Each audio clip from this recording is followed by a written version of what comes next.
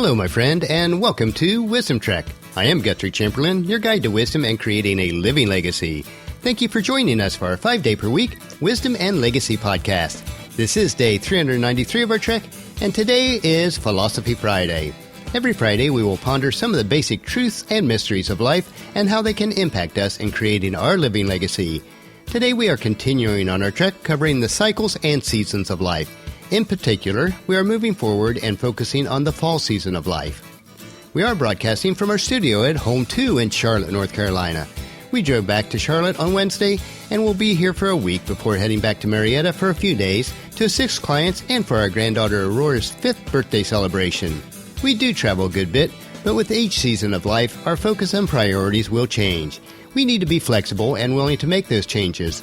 Life rarely turns out how we expected and is based on the accumulation of all the decisions that we have made in our lives up until now. The key to living a rich and satisfying life is to make wise decisions and then choose to enjoy life even if it is different than what we expected. What you plant in the spring seasons of life and then nurture during the summer seasons of life is what you will harvest in the fall seasons of life. So plant and nurture wisely so your harvest will be fruitful and in abundance. Realize also that during your lifetime, there will be many different cycles of seasons. Just because a particular season did not turn out as you expected, don't let that control your entirety of your life. Each winter season gives us a time of reflection and planning, while each new spring season gives us an opportunity to start new again. This brings us to our trek for today as we consider moving from summer to fall within the cycles and seasons of life, and this section of our trek is titled The Celebration of Fall. I would like to start off our trek today with a quote from Lin Yutang, who explained the seasons of life in this way.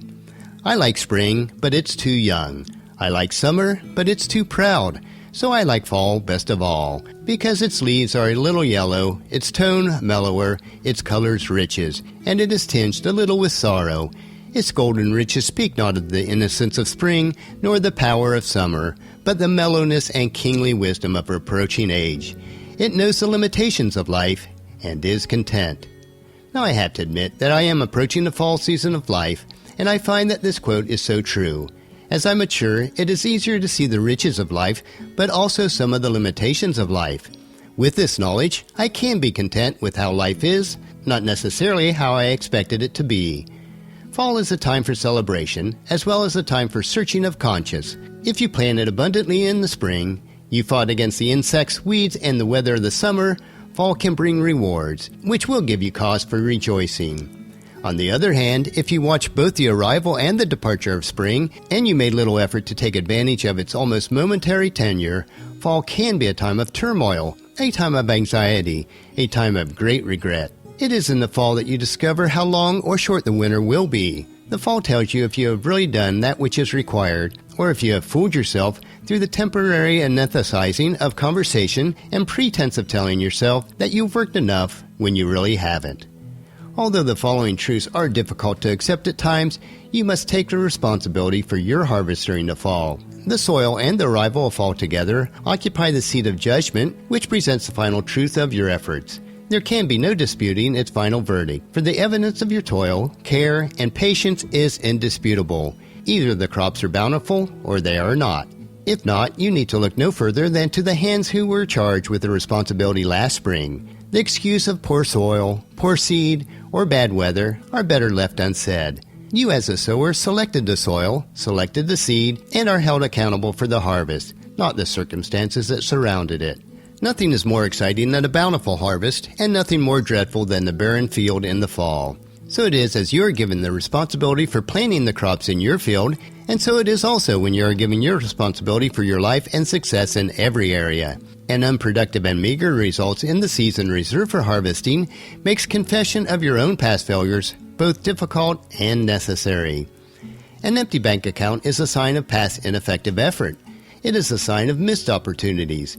It is a sign of too much procrastination or laziness or spending on non-essential luxuries. The principles and laws that are found in God's Word are faultless. This applies equally to the farmer, to the business person, and to your personal life. Just as the law of gravity is a universal law, there is a law of God that is equally applied to all things and all people, regardless of personal belief.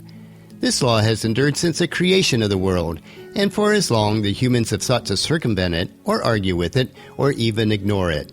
In the end, your results will demonstrate if you have obeyed its orders or disobeyed. The law is simple and known to all. The law is found in Galatians chapter 6, verse 7.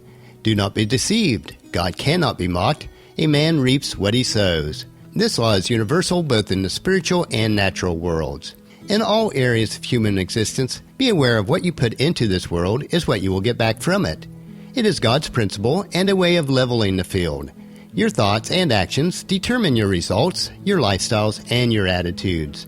Lies, sooner or later, attract lies in return. Finding an easier way to do something at the expense of quality will take its inevitable toll in decreased results, whether that be in profits or in sleepless nights or both. All effort, whether it is how you treat others personally or in the business world, be it service, marketing, recruiting, or the manufacturing of products, must bring good to all those that are involved, or the effort will not withstand the final test of time.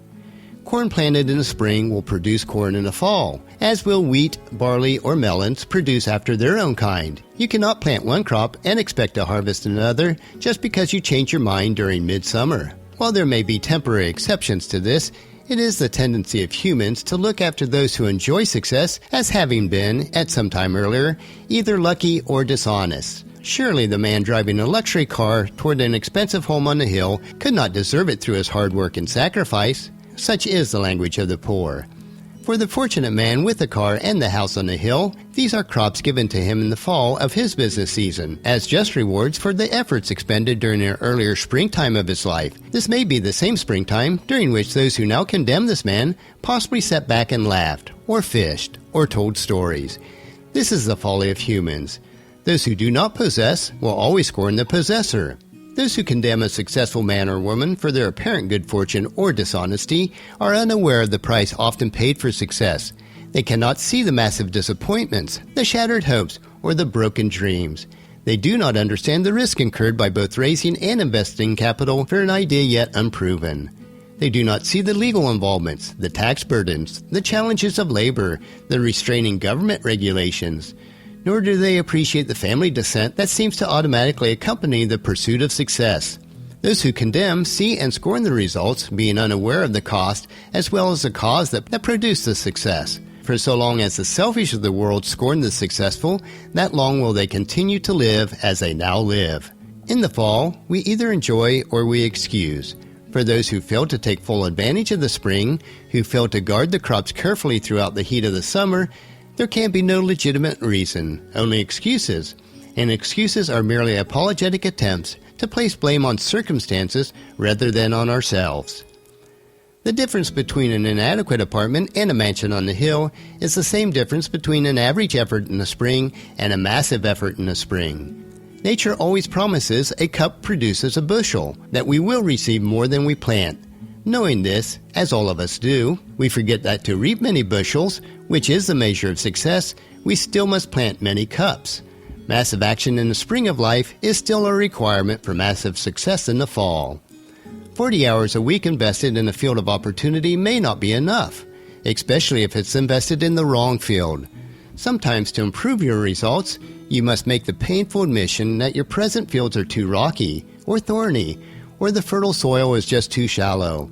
And while there is great difficulty involved in changing one field for another more fertile field, that difficulty is insignificant compared to the ultimate difficulty that comes from not changing.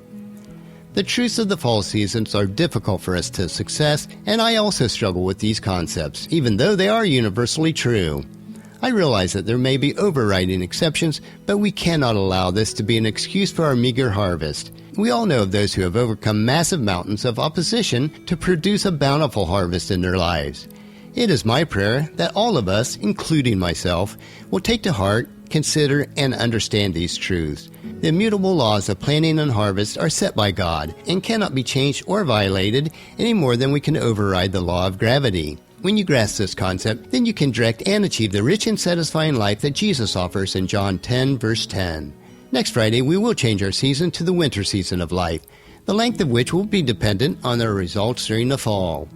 Our next track will be Motivation Monday, where we will explore more trails on how to get and stay motivated in order to bring value into your world.